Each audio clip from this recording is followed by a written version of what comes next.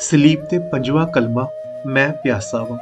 ਦੋਸਤੋ, ਬਾਈਬਲ ਮੁਕੱਦਸ ਵਿੱਚ ਯੋਹਨਾ ਦੀ ਅੰਜੀਲ ਉਹਦਾ 19 ਬਾਬ 28 ਆਇਤ ਵਿੱਚ ਯਿਸੂ ਕਹਿੰਦੇ ਨੇ, ਮੈਂ ਪਿਆਸਾ ਵਾਂ। ਇਹ ਸਿਰਫ ਜਿਸਮਾਨੀ ਪਿਆਸ ਨਹੀਂ ਸੀ, ਇਹ ਇੱਕ ਬਹੁਤ ਵੱਡੀ ਹਕੀਕਤ ਸੀ। ਇਸ ਕਲਮੇ ਵਿੱਚ ਸਾਡੇ ਲਈ 3 ਸਬਕ ਨੇ। ਪਹਿਲਾ ਸਬਕ, ਯਿਸੂ ਮੁਕੰਮਲ ਇਨਸਾਨ ਸਨ। ਖੁਦਾ ਦੇ ਖਾਦਮ ਜੇ ਜੌਨ ਅਕਸਰ ਕਹਿੰਦੇ ਨੇ ਕਿ ਯਿਸੂ ਸਾਡੇ ਦਰਦ ਨੂੰ ਸਿਰਫ ਦੂਰੋਂ ਨਹੀਂ ਵੇਖਦੇ, ਉਹਨਾਂ ਨੇ ਸਾਡੇ ਦਰਦ ਨੂੰ ਹੰਢਾਇਆ ਏ। ਉਹਨਾਂ ਨੂੰ ਪਿਆਸ ਲੱਗੀ ਕਿਉਂਕਿ ਉਹ ਗੋਸ਼-ਪੋਸ਼ ਦਾ ਇਨਸਾਨ ਸੀ। ਉਹ ਸਾਡੀ ਥਕਾਵਟ, ਸਾਡੀ ਤੜਪ ਤੇ ਸਾਡੀ ਜਿਸਮਾਨੀ ਕਮਜ਼ੋਰੀ ਤੋਂ ਵਾਕਿਫ ਏ।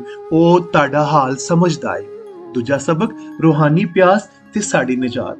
ਅਜੀਬ ਗੱਲ ਏ, ਜਿਹੜਾ ਜ਼ਿੰਦਗੀ ਦਾ ਪਾਣੀ ਸੀ ਉਹ ਖੁਦ ਪਿਆਸਾ ਏ। ਯਿਸੂ ਨੇ ਸਾਡੀ ਤਰੇ ਆਪਣੇ ਸਿਰ ਲਈ ਤਾਂ ਕਿ ਸਾਨੂੰ ਅਬਦੀ ਜ਼ਿੰਦਗੀ ਦਾ ਚਸ਼ਮਾ ਮਿਲ ਸਕੇ। ਉਹ ਪਿਆਸਾ ਰਿਹਾ ਤਾਂ ਕਿ ਸਾਡੀ ਰੂਹਾਂ ਕਦੀ ਪਿਆਸੀਆਂ ਨਾ ਰਹਿ। ਤੀਜਾ ਸਬਕ, ਰੂਹਾਂ ਦੀ ਪਿਆਸ। ਇਸ ਕਲਮੇ ਦਾ ਇੱਕ ਮਤਲਬ ਰੂਹਾਂ ਦੀ ਤੜਪ ਵੀ ਏ। ਯਿਸੂ ਪਿਆਸਾ ਸੀ ਕਿ ਲੋਕ ਖੁਦਾ ਵੱਲ ਮੁੜਨ। ਜੇ ਜੌਨ ਦਾ ਮਸ਼ਹੂਰ ਜੁਮਲਾ ਏ, ਖੁਦਾ ਸਾਡੀਆਂ ਤਾਲੀਆਂ ਨਹੀਂ, ਸਾਡੇ ਦਿਲਾਂ ਦਾ ਪਿਆਸਾ ਏ। ਕੀ ਅੱਜ ਅਸੀਂ ਯਿਸੂ ਦੀ ਇਸ ਤੜਪ ਨੂੰ ਪੂਰਾ ਕਰਨ ਲਈ ਤਿਆਰ ਹਾਂ? ਇਸ ਕਲਮੇ ਦਾ ਨਿਚੋੜ ਏ, ਅੱਜ ਦੁਨਿਆਵੀ ਹਰ ਚੀਜ਼, ਪੈਸਾ, ਸ਼ੋਹਰਤ, ਮਾਲ ਤੇ ਖਜ਼ਾਨੇ ਤੁਹਾਨੂੰ ਪਿਆਸਾ ਹੀ ਛੱਡਣਗੇ। ਸਿਰਫ ਯਿਸੂ ਹੀ ਏ ਜਿਹੜਾ ਤੁਹਾਡੀ ਰੂਹ ਦੀ ਪਿਆਸ ਬੁਝਾ ਸਕਦਾ ਹੈ। ਉਹ ਪਿਆਸਾ ਹੋਇਆ ਤਾਂ ਕਿ ਤੁਸੀਂ ਸਹੀਰ ਹੋ ਸਕੋ। ਖੁਦਾਵੰਦ ਸਾਨੂੰ ਤੌਫੀਕ ਅਤਾ ਫਰਮਾਵੇ ਕਿ ਅਸੀਂ ਜ਼ਿੰਦਗੀ ਦੇ ਪਾਣੀ ਨਾਲ ਹਮੇਸ਼ਾ ਸੈਰਾਬ ਰਹੀਏ। ਆਮੀਨ।